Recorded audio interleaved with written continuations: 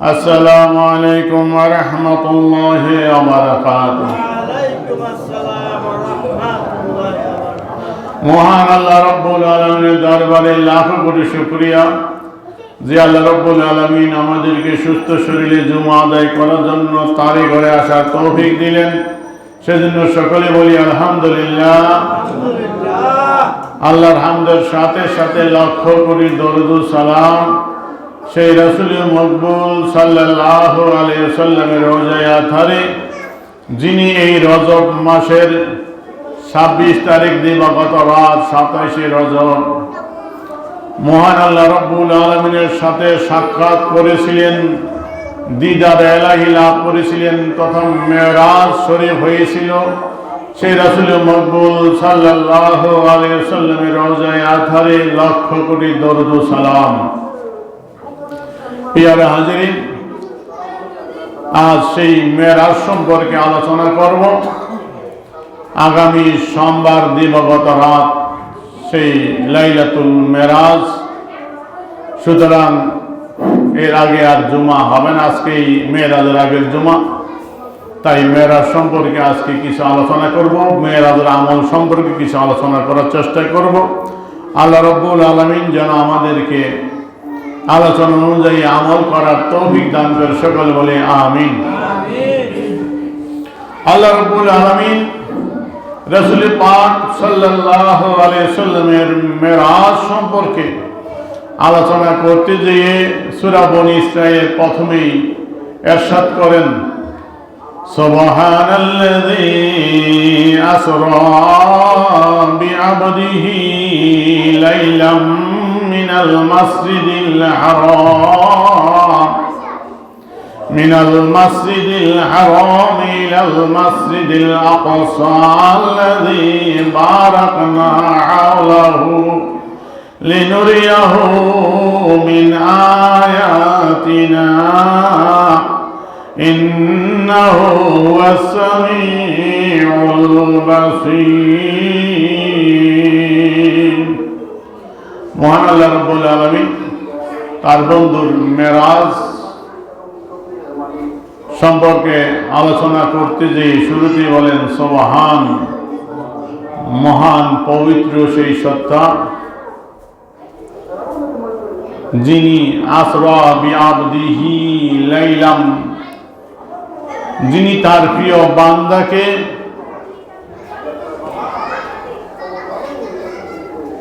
রাত্রিবেলা, পুরো রাত্র নয়, লাইলাম রাত্রে একটা অংশে সফর করিয়েছেন, মিনাল মসজিদিল হারাম ইলাল মসজিদিল আকসা, মসজিদে হারাম থেকে মসজিদে আকসা পর্যন্ত।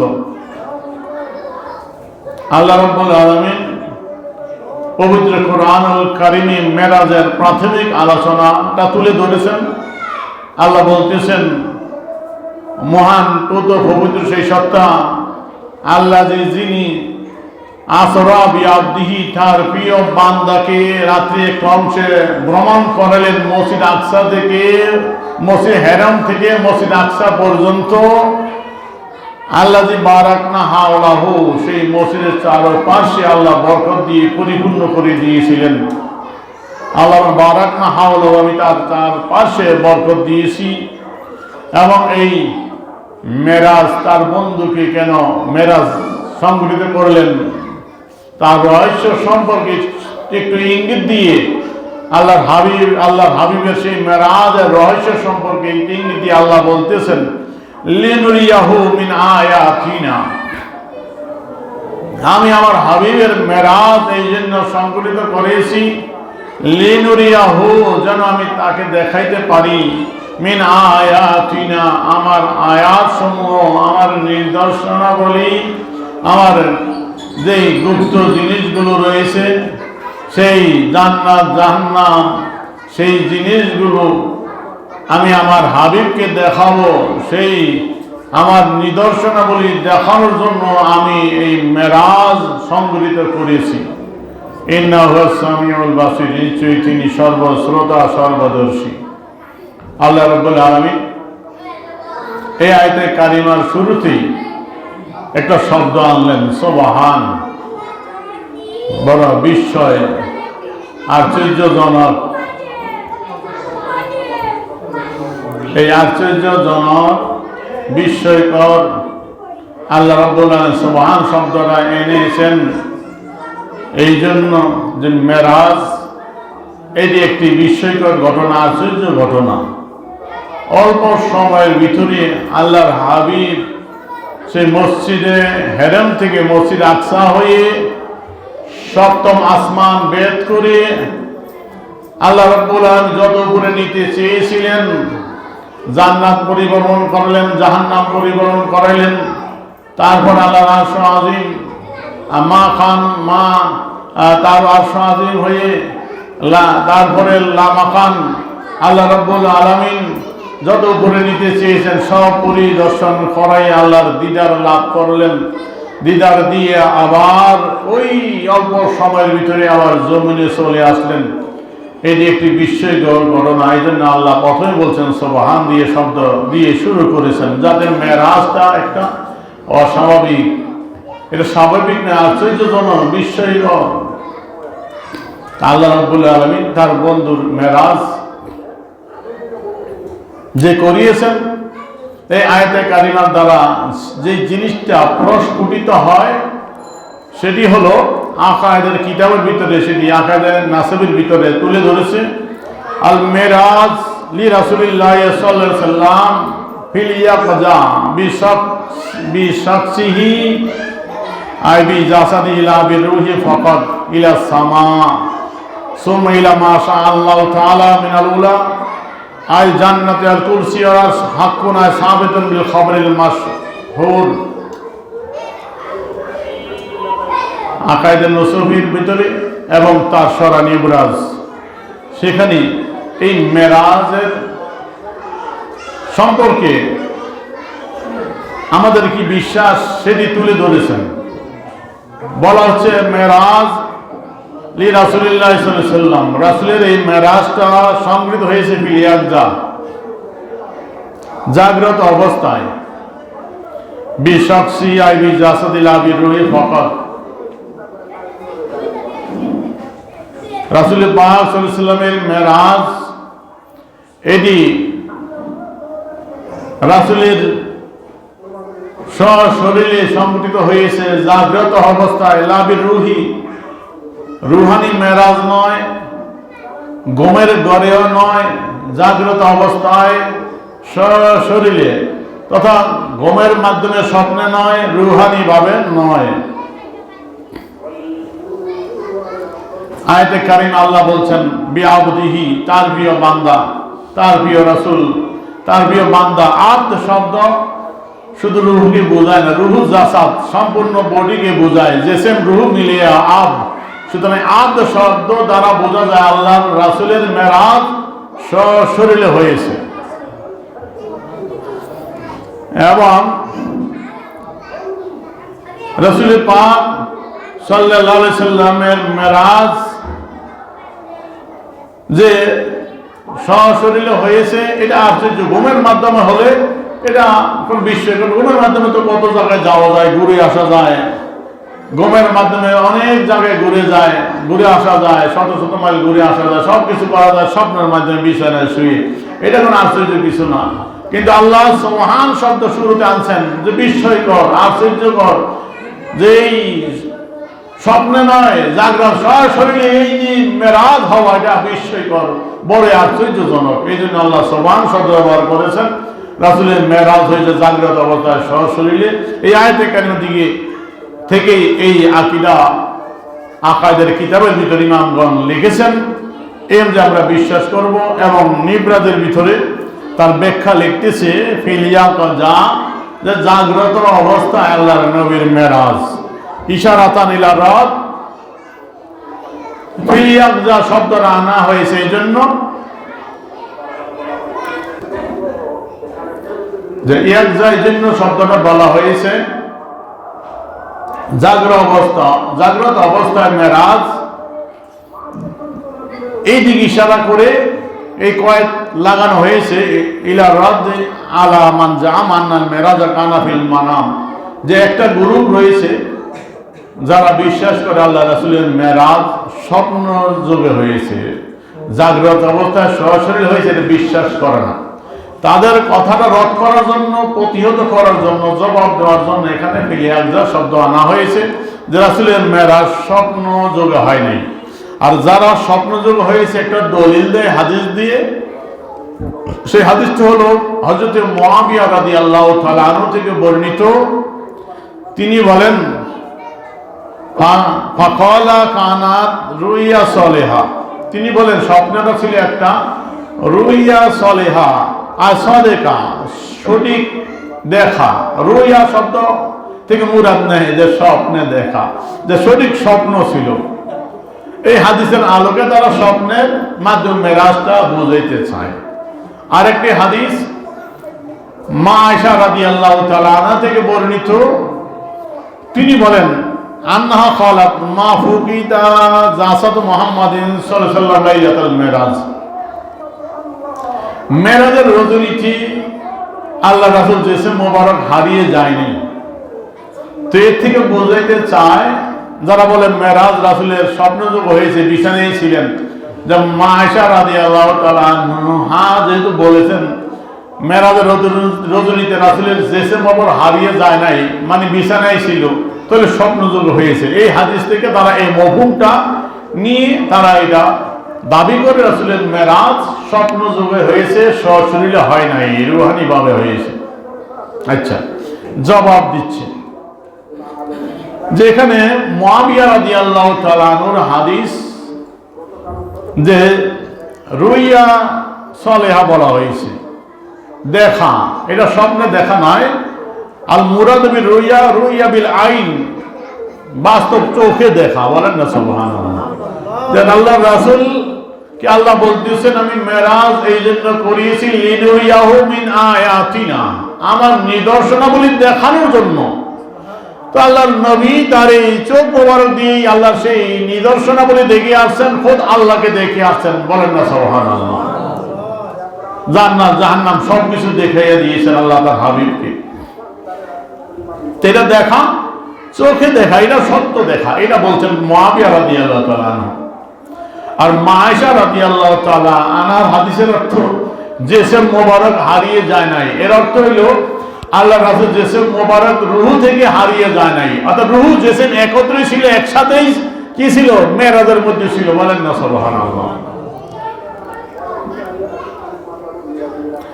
আরেকটা অর্থ এই, আরেক বর্ণনায় মা আয়েশা রাদিয়াল্লাহু আনহার যদি অর্থ এই হয় বিছানা থেকে হারিয়ে যায় নাই, তো মা আয়েশা রাদিয়াল্লাহু তাআলা আনহা ওই সময় রাসূলের বিছানায় তো ছিলেন না। রাসূলের মেরাজ হয়েছে হিজরতের আগে, নবুয়তের 10ম বছর। রাসূলের মেরাজ হয়েছে হিজরতেরও আগে।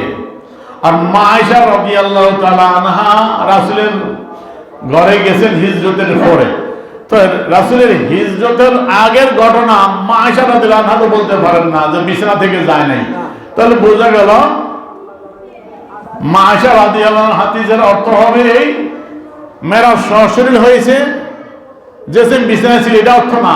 অথবা হাদিসটা বাতিল, যেটা বর্ণনা সহি না, এখানে সমস্যা আছে। মা আয়েশা রাদিয়াল্লাহু আনহা এই কথা বলতে পারেন না যে তার বিছানায় আল্লাহ রাসূল ছিল, কারণ মা আয়েশা রাদিয়াল্লাহু তাআলা আনহা রাসূলের বিছানায় গেছেন হিজরতের পরে, বুঝে আসছে, আর মেরাজ হয়ে হিজরতের আগে, তো এইটা হইতেই পারে না। সুতরাং আল্লাহ রাসূলের মেরাজ সশরীরে জাগ্রত অবস্থা হয়েছে, যেটা আল্লাহ বলতে চেয়েছেন বিআব্দি শব্দ দ্বারা এবং সুবহান শব্দ দিয়ে। তোর বিস্ময়কর, সুবহান, মহান ওই পবিত্র সত্তা। আশ্চর্যকর। আমরা দেখেন, আমরা অনেক ক্ষেত্রে ইন্না লিল্লাহি ওয়া ইন্না ইলাইহি রাজিউন পড়ি কিনা?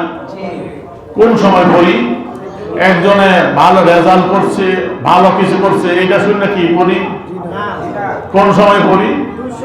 দুঃসংবাদ শুনলে আমরা পড়ি ইন্না লিল্লাহি ওয়া ইন্না ইলাইহি। আর সুসংবাদ শুনলে আমরা কি বলি? আলহামদুলিল্লাহ, ভালো রেজাল্ট করছে, সুসংবাদ ফার্স্ট হয়েছে, আলহামদুলিল্লাহ। তো এক একটা বলার মৌকা আছে না, এক একটা জিনিস বলার এক একটা স্থান আছে। কোন স্থানে কোনটা বলতে হয়, কোথায় আলহামদুলিল্লাহ, কোথায় নাউযুবিল্লাহ, কোথায় সুবহানাল্লাহ, স্থান আছে না? তো সুবহানাল্লাহ হলো বিস্ময়কর আশ্চর্যজনক ঘটনা। শুনুন আপনারা, সুবহানাল্লাহ, হায় হায় আশ্চর্য, সুবহানাল্লাহ মহান পবিত্র আল্লাহ ঘটনা ঘটাইলেন। তাহলে নিজেই সুবহান দিয়ে বলতেছেন, মেরাজটা বড় আশ্চর্যজনক, বিস্ময়কর। আমি আল্লাহ এক মুহূর্তে রাত্রে অংশের ভিতরে আমার বন্ধুকে সপ্তম আসমান ভেদ করি, সিদরাতুল মুনতাহা ভেদ করে, সপ্তম আসমান ভেদ করে, আরশ আজিম ভেদ করে, মাকাম দিয়ে আল্লাহর দিদার দিয়ে আল্লাহ সব প্রমাণ করায় আবার অল্প সময়ের মধ্যে রাসূল চলে আসলেন। বলেন না সুবহানাল্লাহ। এটা আশ্চর্য, ঠিক কিনা? যদি আশ্চর্য না হইতো তো সুবহান বলতেন না। এক আর আকায়েদে নিবরাতের ভিতরে আরেকটা কথা বলা হচ্ছে যুক্তি দিয়ে, যে রাসূলের মেরাজ যদি আপনার স্বপ্নযোগী হইত, সশরীরে না হইত, তাহলে আল্লাহ রাসূলের মেরাজকে অস্বীকার করত না কোন কাফের মুশরিক। অস্বীকার করার কারণই তো এই, তারা বিশ্বাস করছে রাসূল যা বলতেছেন যে এই রাত্রি থেকেই হেরত থেকে আকসায় চলে গেলেন জেরুজালেম, সেখান থেকে আবার সপ্তম আসমান ভেদ করে একবারে উপরে সব ঘুরে ফিরে আবার আসলেন এক রাত্রের ভিতরে। এটা অসম্ভব, এটা হইতে পারে না। বিশ্বাস করেছেন রাসূলের, এটা বাস্তব, এই জন্য অস্বীকার করেছেন সশরীরেরটা। যদি স্বপ্নেই হইতো যদি অস্বীকার কিছু না, যে স্বপ্নে ঘুমাই এলাম, কোথাও জায়গায় ঘুরে আসলাম, ঠিক কিনা জোরে বলেন? তো এই জন্য কিতাব বলতেছে কাফের মুশরিক এই জন্য অস্বীকার করেছে, তারা রাসূলের অস্বীকার কারণ হলো তারা মেনে নিতে পারে নাই যে জাগ্রত অবস্থা সরাসরি এই অল্প সময় মেরাজ হইতে পারে, এটা অসম্ভব। হযরত উম্মে হানি রাদিয়াল্লাহু তাআলা আনহা কাছে রাসূল যখন মেরাজ থেকে এসে বললেন তার কাছে, জাকার মেরাজ আলী উম্মে হানি বিনতে আবি তালেব, উম্মে হানি রাসূলের চাচাতো বোন, তার কাছে যখন বললেন মেরাজের ঘটনাটা, তো তিনি তো বুঝলেন যে রাসূল মেরাজের সত্য, কিন্তু রাসূল যদি গিয়া বলে বাহিরে মানুষ বিশ্বাস করবে, রাসূল পাগল বলবে, এটা অসম্ভব মনে করবে। এই জন্য বলে ইয়া রাসূলুল্লাহ লা তাযকুরহু কুরাইশা, ও আল্লাহর রাসূল কুরাইশদেরকে এই কথা বলার দরকার নাই, বলিয়েন না। আল্লাহ রাসূল বলে ক্বালা ইন্নী ফাইলুন, নাই বলবো, আমি কাজ করব, তাদেরকে জানাইবো আমার মেরাজ হয়েছে, আমি বলবো না কেন? ফাখারাজ ইলাল মসজিদিল হারাম, আল্লাহর নবী মসজিদে হারামে চলে গেলেন। ফাযাকারাউলি আবু জাহেল, যাইয়া বড়টার পাইছে, আগে আবু জাহেলের পাইছে। আবু জাহেলের পাইয়া যখন আবু জাহেলের কাছে মেরাজের ঘটনা আল্লাহ রাসূল খুলে বললেন, আবু জাহেল কয় মওকাতে একটা পাইছি। আমরা যত বছর কইতাম যে মুহাম্মদ সাল্লাল্লাহু আলাইহি ওয়াসাল্লাম পাগল মজনুন, আজকে তার বাস্তব আমি পেয়েছি। এই জন্য তিনি ডাক দিলেন, ইয়া মাশারাল কুরাইশ, ও কুরাইশ সম্প্রদায় সকলে আসো। তখন ফাজতামাউ, সকলে একত্রিত হলো, কুরাইশ দলবল যারা ছিল সকলে চলে আসলো। সকলের কাছে যখন আল্লাহর নবীর এই মেরাজের কথা আবু জাহেল কইতে লাগলো যে দেখো কি বলে, তখন ফামিন দহিকিন, অনেকে হাসি উড়াইয়ে দিতে লাগলো, অমিন মুস্তাজি, অনেকে ঠাট্টা বিদ্রুপ করতে লাগলো নবীকে নিয়ে। এই কি পাগলের কথা, পাগলের ফলাপ, এই এক রাত্রে সামান্য সময়ের মধ্যে এই মসজিদে হেরাম থেকে আকসা যায়, এটা তো যাতে কয় রাত্র লাগে। মক্কা থেকে জেরুজালেম, ফিলিস্তিনের সেই মসজিদে আকসা, এখানে এক রাত্র যাবে, এটা যাইতে কয় রাত্র দরকার, কারণ বিমান তো ছিল না। তাহলে কেমনে হয়, এটা অসম্ভব। তাই তারা ঠাট্টা মশকরা শুরু করলো আমার নবীকে নিয়ে। তারা তো স্বপ্নে যদি হইতো, ঠাট্টা করার কথা ছিল না, অস্বীকার করার কথা ছিল না, তারা তো বাস্তব মনে করে এটা অসম্ভব, তুমি যাইতে পারো না, হয় নাই তোমার মেরাজ, মিথ্যা কথা। রাসূলকে মিথ্যাবাদী বলতেছে, কেউ হাইসা উড়াইয়া দেয়, মশকরা করে। এমনকি তাফসীরে কাশফের ভিতরে অন্যান্য কিতাবের ঘটনা এটা নিবরাজে তুলে ধরেছেন, সেখানে বলতেছি বাল কাসিরুম মিনাল মুসলিমিন কাদ ইরতাদু বিসাবাবি যালিকা, অনেক নন মুসলিম যারা নতুন মুসলমান হয়েছে মাত্র, তারাও রাসূলের এই মেরাজকে অসম্ভব, এটা মিথ্যা, এই কথা বলে তারা মুরতাদ হয়ে যায়, আবার বেঈমান হয়ে যায়। অসংখ্য ব্যক্তি যদি স্বপ্নে হইতো এই জায়গা হইতো না, বিশ্বাস করতো, তারা বাস্তব মনে করেই অস্বীকার করতে লাগলো। তখন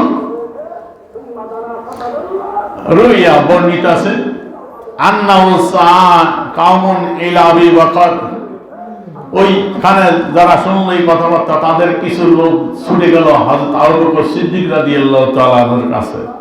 কই তারে তো ছুটে দিতে পারবো, একদিন তো লাইনে আনতে পারিনি, আজকে বোধহয় আমরা লাইনে আনতে পারবো, যে কি আশ্চর্য মিথ্যা কথা বলতেছে তাদের নবী। দেখো ছুটে গেছে আবু বকর সিদ্দিক রাদিয়াল্লাহু তাআলা আনহুর কাছে, যাইয়া বলতেছে ক্বালু হাল সামিতা মা ক্বালা সাহিবুকা, হে আবু বকর তুমি শুনেছো তোমাদের নবী কি বললে, কি বলছে তুমি শুনেছো? আবু বকর সিদ্দিক রাদিয়াল্লাহু তাআলা সোজা জবাব দিলেন, ক্বালা আনা উসাদ্দিকুহু আলা আবআদা মিন যালিকা, কই রাসূল যা বলছে এর থেকে যদি আর অসম্ভব কোনো কিছু হয় সেটা আমি বিশ্বাস করি, বলেন না সুবহানাল্লাহ। আনা উসাদ্দিকুহু, আমি আমার নবীকে সত্য বলে জানি, যা বলছে এর থেকে আরো বিস্ময় করার অসম্ভব কোনো কিছু বলে তাইটাও আমি বিশ্বাস করি, বলেন না সুবহানাল্লাহ। আবু বকর ঈমান, আবু বকর সিদ্দিক ঈমান, যে আমার হাবিব আল্লাহর বন্ধু, আল্লাহর হাবিব কখনো মিথ্যা কথা বলতে পারে না, যেটা বলছে এর থেকে যদি আরো আশ্চর্য বিস্ময়কর জিনিস হয়, আরো অসম্ভব কোনো কিছু হয় সেটা আমি বিশ্বাস করি, বলেন না সুবহানাল্লাহ। কিতাবে লিখছে এই জন্য আল্লাহ রাসূল তাকে লকব দিলেন সিদ্দিক বলে, বলেন না সুবহানাল্লাহ। মিন যালিকা সুমিয়া সিদ্দিকান মিন ইয়াউমিন, ওই দিন আল্লাহর নবী পক্ষ থেকে তাকে উপাধি দেওয়া হলো সিদ্দিক। কিয়ামত পর্যন্ত তার বংশ পরম্পরা যারা আসবে সব সিদ্দিক। এই জন্য তার মেয়ে রাসূলের বিবি আমাদের মা উম্মাহাতুল মুমিনিন হযরত আয়েশা সিদ্দিকা রাদিয়াল্লাহু তাআলা আনহা, আমরা বলি সিদ্দিকা বলি, তার বাপ থেকে পাইল লকব। তার বংশ পরম্পরা যত আসবে কিয়ামত পর্যন্ত সিদ্দিক এই লুফা উপাধি প্রত্যেকের নামের সাথে থাকবে, রাসূল দিয়েছেন সিদ্দিক, বলেন না সুবহানাল্লাহ। দেখেন মেরাজ এইটি সরাসরি হয়েছে দেখে আবু বকর সিদ্দিক বিশ্বাস করে সিদ্দিক উপাধি লাভ করলেন। স্বপ্ন হলে তো কোনো কিছু হইতো না। যারা বলে যে অল্প সময়ের ভিতরে এই মেরাজ হওয়া সম্ভব, আল্লাহ পাক তার নজির কোরআনও রেখেছেন। কোরআনের ভিতরে সূরা বাকারার 259 নং আয়াতের ভিতরে হযরত ওজার আলাইহিস সালামের একটা ঘটনা আল্লাহ বর্ণনা করেছেন, যেগুলো মেসাল হিসাবে রেখেছেন। এই জন্য এক একটা দৃষ্টান্তর প্রয়োজন। যেমন যারা মনে করে রাসূল মেরাজ রাত্রিবেলা আল্লাহর নবী গেলেন, আবার ওই রাত্রের মধ্যে চলে আসলেন, বিশাল জায়গা পরিভ্রমণ করে এত কিছু করি, কেমনে হয়? আল্লাহ একটা নমুনা রাখলেন। কেমন নমুনা? আল্লাহ বলতেছেন কাল্লাযী মাররা আলা কারিয়াতিন ওয়া হিয়া খাওয়িয়াতুন আলা উরুশিহা, ওই ব্যক্তির মতো যে মাররা আলা কারিয়াতিন, একটা গ্রামের নিকট দিয়ে যাচ্ছিলেন। অর্থাৎ ওজার আলাইহিস সালাম একটা গ্রামের নিকট দিয়ে সফর করে যাচ্ছিলেন, সেই গ্রামটা আল্লাহ কি দিয়েছে? উল্টে দিয়েছে। আগের কাউমদের অপরাধের কারণে আল্লাহ একবারে জমিন সে উল্টে দিত। এখন আমাদেরকে হেফাজত করেছে তার হাবিবের কারণে। যে অপরাধ আমরা করছি আমাদের জমিন উল্টে দিত। তার বন্ধুর কারণে আমাদেরকে এহসান করেছেন। তার বন্ধু হলো রাহমাতুল লিল আলামিন, ঠিক কিনা? এই রাহমাতুল আলামিন, রহমতের কারণে আমরা ছায়া পেয়েছি, রহমত পেয়েছি। আল্লাহ আমাদেরকে এই গজব থেকে হেফাজত করেছেন। তো ওই গ্রামটা উল্টে দিয়েছে, একবারে শেষ। তো তিনি যাচ্ছেন, যাওয়ার সময় তিনি এই অবস্থা থেকে বলেন ক্বালা আন্না ইহুই হাযিল্লাহু বাদা মাউতিহা, এই যে ধ্বংস হয়ে গেল, মৃত্যু হয়ে গেল, এরপর আল্লাহ এদেরকে আবার কেমনে জীবিত করবে? তার বিশ্বাস আছে, নবী অবশ্যই বিশ্বাস করে, কিন্তু ওই আশ্চর্য লাগে যে গ্রামটাই শেষ, আবার আল্লাহ জীবিত করবে কেমনে? এমন একটা মনের ভিতরে ভাব আসলো, মনে মনে কইল। আল্লাহ তৎক্ষণাৎ কাম সেরে দিলেন। কি করলেন? ফামাতাহুল্লাহু মিয়াতা আম, ওখানেই তার ওফাত হয়ে গেল, ইন্তেকাল করে গেলেন। 100 বছর ওখানে মৃত্যু অবস্থায় পড়ে রইলেন। মিয়াতা আম, 100 বছর। 100 বছর পরে আল্লাহ আবার জীবিত করলেন। সুম্মা বাসাহু, তাকে পুনরায় জীবিত করলেন। ক্বালা কাম লাবিস্তা, আল্লাহ জীবিত করে জিজ্ঞাসা করতেছেন, আমার নবী এখানে কয়দিন অবস্থান করেছেন? ক্বালা লাবিস্তু ইয়ামান আও বাদা ইয়াম, মনে হয় একদিন ঘুমাইছি, একদিনে কিছু অংশ কম হবে, একদিন একদিনের কম আমি এখানে ঘুমাইয়াছিলাম। আল্লাহ বলতেছেন ক্বালা বাল লাবিস্তা মিয়াতা আম, না না, একদিন একদিন অংশ না, 100 বছর চলে গেছে এখানে আপনার। কত বছর? 100 বছর চলে গেছে। এখন আল্লাহ নমুনা হিসাবে কয়, দেখেন তো, উনজুর ইলা তামিকা ওয়া শারাবিক, আপনার খানা পিনা পানীয় যা নিয়ে আসছিলেন সাথে করে, উনজুর ওইগুলোর দিকে তাকায়া দেখেন। এখন তো হোটেল আছে, আমরা দূর দূরান্তে গেলে খাবার নেওয়া লাগে না, হোটেল খাই, খাওয়ার ব্যবস্থা আছে। তখন তো হোটেল ছিল না, খানা সাথে করে পুটি বাঁধে নিয়ে যাইতে হইতো। তো খানা পিনা পানি সব নিয়ে সফরে গেছে। এখন 100 বছর তো ইন্তেকালের মধ্যে কাটছে। এখন আল্লাহ আপনার খানা পানি খানা যা ছিল তো তাকায় দেখেন এগুলো আছে কিনা। তাকায় দেখে তো সব ঠিক আছে, গরম গরম আছে, খাবার কিছুই হয় নাই। করবো আল্লাহ আমার কত একটু শরীর হয়, আমার খানা মিনা তো সব ঠিক আছে। যদি 100 বছর খানা তো পচে নষ্ট হইয়া শেষ হয়ে যেত না, তোমার খানা সব ঠিক আছে, তরু তাজা গরম সব ঠিক আছে।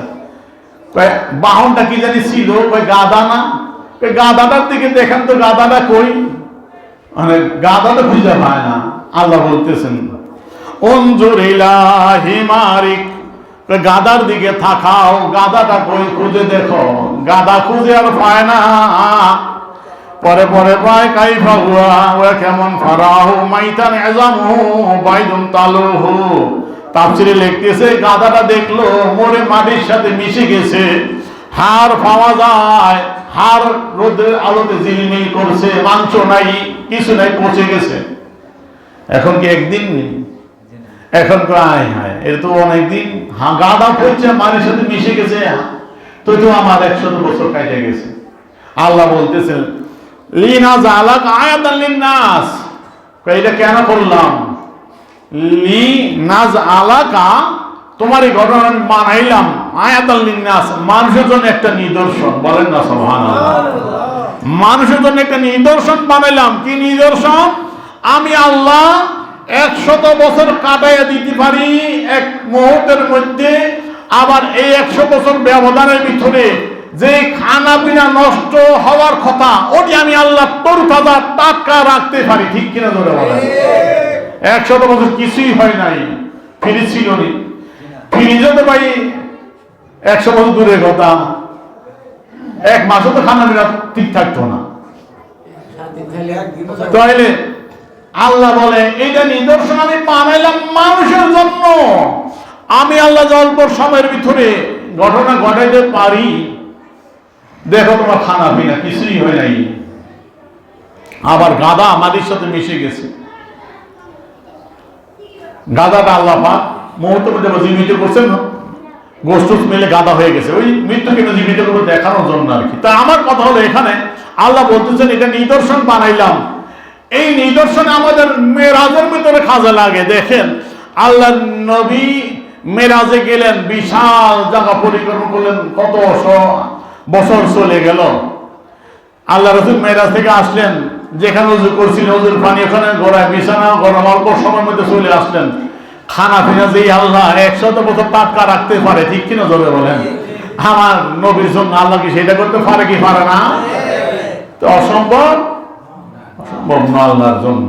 সুতরাং মেরাজ শরীরে জাগ্রত অবস্থা হয়েছে, স্বপ্ন যুগে হয় নাই। এই ঘটনা অস্বীকার করেছিল যারা, যেটা বলছিলাম কিছুক্ষণ আগে, এদের মধ্যে এক ইহুদি ছিল।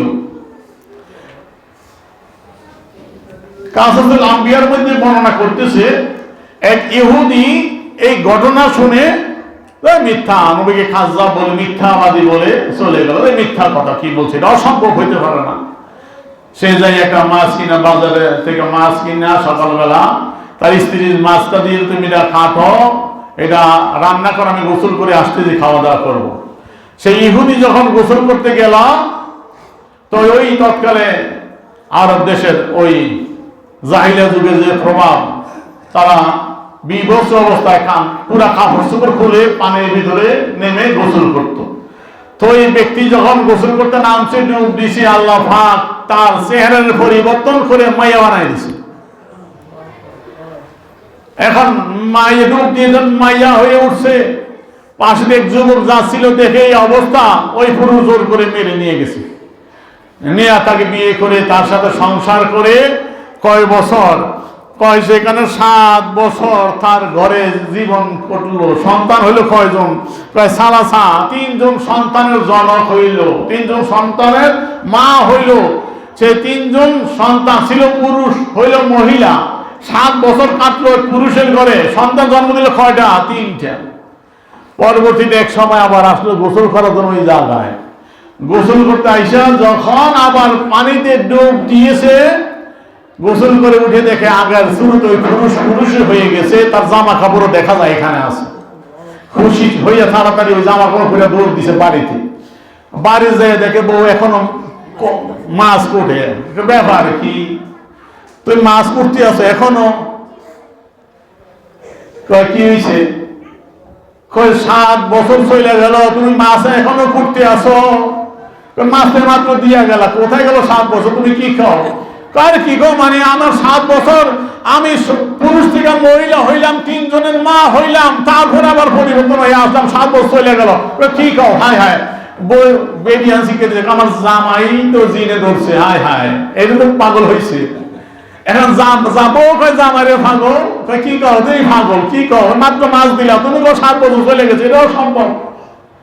তখন ইহুদির মাথায় আইছে, অসম্ভব না, আমার 7 বছর ঠিকই গেছে, আমার দিয়া 7 বছর চলে গেছে, তুমি এখন মাছ কাটো। যেই নবীর মেরাজ হয়েছে অল্প সময়ের ভিতরে, আমি অস্বীকার করেছি, অবিশ্বাস করেছি, আল্লাহ আমার দ্বারা দেখাইলো অল্প সময়ের ভিতরে আমার 7 বছর চলে গেল, পুরুষ থেকে মাইয়া হইয়া 3 জনের মা হইলাম, এখন তুমি মাছ কুটো, তাহলে আমার নবীর মেরাজ সত্য। কয় তাড়াতাড়ি চল, বরুড়ে দৌড়ে এসে এই যে আল্লাহ নবী এখন মেরাজের আওয়াজে ওয়াজ করতেছে, বলেন না সুবহানাল্লাহ? বলে ইয়া রাসূলুল্লাহ, আমি বিশ্বাস করি আপনার মেরাজ সত্য। তখন সে মুসলমান হয়ে যায়, বলেন না সুবহানাল্লাহ? তাই মেরাজ সশরীরে স্বপ্ন যোগে হয় নাই, জাগ্রত অবস্থা হয়েছে। আমলের কথা, আগামী সোমবার দিবাগত রাত মেরাজ। ওই মেরাজে নামাজ, রোজা, মেরাজের নামাজ আমরা পড়ে রোজা রাখি, এই নিয়ে অনেক সমাজের ভিতরে ফেতনা ফেসাদ চলে। মসজিদে বিভিন্ন ফতুয়াবাজি করা হয়, মিডিয়ার ভিতরে ফতুয়াবাজি করা হয় অনেক, যে মেরাজের আবার নামাজ কি, আবার রোজা কি, মেরাজের কোনো আমল নাই, কোনো কিছু বেদাত। বলে কি বলে না? প্রিয় হাজিরিন, হযরত গাউসে পাক আব্দুল কাদের জিলানী রাদিয়াল্লাহু তাআলা আনহুর একটি কিতাব আছে, গুনিয়াতুত তালিবিন। সেই গুনিয়াতুত তালিবিনের ভিতরে আমলের ব্যাপারে কিছু হাদিস আছে। সেই হাদিসগুলো বলে তুলে ধরবো আপনাদের কাছে। তারপর আমার মোবাইলের ভিতরে ডাউনলোড দেওয়া আছে ইমাম বাইহাকি রাহমাতুল্লাহ আলাইহি একটা কিতাব, ফাদাল আওকাত, সময়ের ফজিলত সম্পর্কে। সেখানে রজব মাসের ফজিলত এই হাদিসগুলো অনেকগুলো আছে সহ ইমাম বাইহাকি রাহমাতুল্লাহ আলাইহির কিতাবের ভিতরে ফজিলত আওকাত। সেখানে গাউসে পাকের কিতাব বুনিয়াতুত তালিবিন, সেখানে একটা হাদিস আবু হুরায়রা রাদিয়াল্লাহু তাআলা আনহু থেকে বর্ণিত। তিনি বলেন, ক্বালা রাসূলুল্লাহ সাল্লাল্লাহু আলাইহি ওয়াসাল্লাম, আল্লাহ রাসূল ইরশাদ করেন, মান সামা ইয়ামা সাবি 20 মিন রজব, যে রজবের 27 তারিখ রোজা রাখবে, মান সামা ইয়ামা সাবি 20 মিন রজব, রজবের 27 তারিখ যে রোজা রাখবে, কুতিবা লাহু সিয়ামু 60 শাহরান, তার আমলনামায় 60 শাহরান 60 মাস রোজা রাখার সওয়াব দেওয়া হবে, বলেন না সুবহানাল্লাহ? আরেক বর্ণনা, হযরত আবু হুরায়রা এবং সালমান ফারসি রাদিয়াল্লাহু তাআলা আনহু থেকে বর্ণিত। উভয়ে বলেন, ক্বালা রাসূলুল্লাহ সাল্লাল্লাহু আলাইহি সাল্লাম, ইন্না ফি রজবি ইয়াওমান ওয়া লাইলা, নিশ্চয়ই রজব মাসের একটি দিন একটি রাত্র আছে। রজব মাসের একটি দিন একটি রাত্র এমন আছে, মান সামা যালিকাল ইয়াওম ওয়া কামা তিলকাল লাইলা, যে ওই রাত্রে নামাজ পড়বে এবং ওই দিনে রোজা রাখবে, কানা লাহু মিনাল আজর কামা সামা মিয়াতা সানা কামা লায়ালিহা, সে যেন 100 বছর রাত্রে কিয়ামুল লাইল করলো, 100 বছর দিনে রোজা রাখলো। বলেন না সুবহানাল্লাহ।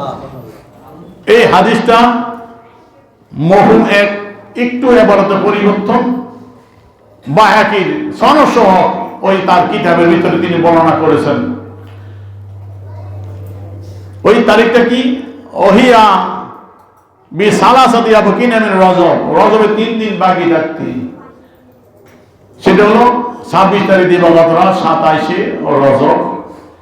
সেই তারিখে রাত্রিবেলা যে নামাজ পড়বে তার আমল 100 বছরের নামাজ পড়ার সওয়াব দেওয়া হবে। দিনের বেলা যে রোজা রাখবে তার আমল নামা 100 বছর রোজা রাখার সওয়াব দেওয়া হবে। বলেন না সুবহানাল্লাহ।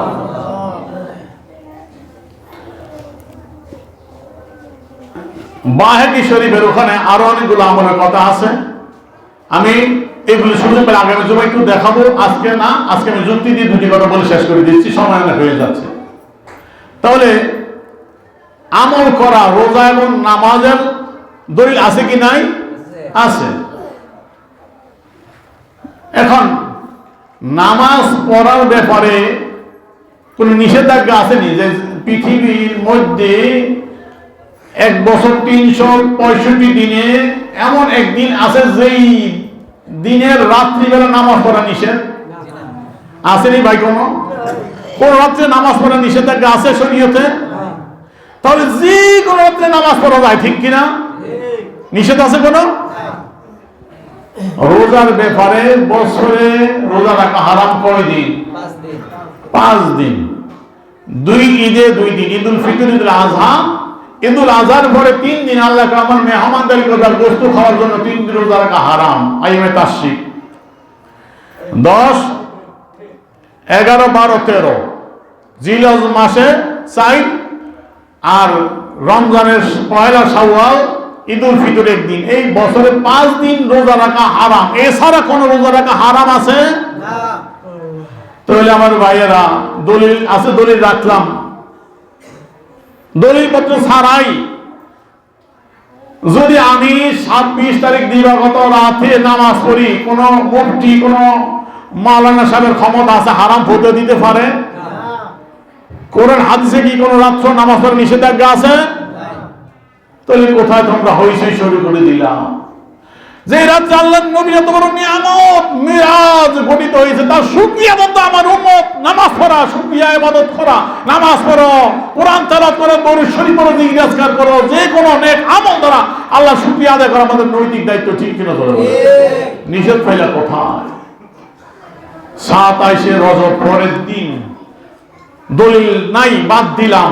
যদি রোজা রাখি কোন মাওলানা মুফতির ক্ষমতা আছে হারাম বলতে পারে?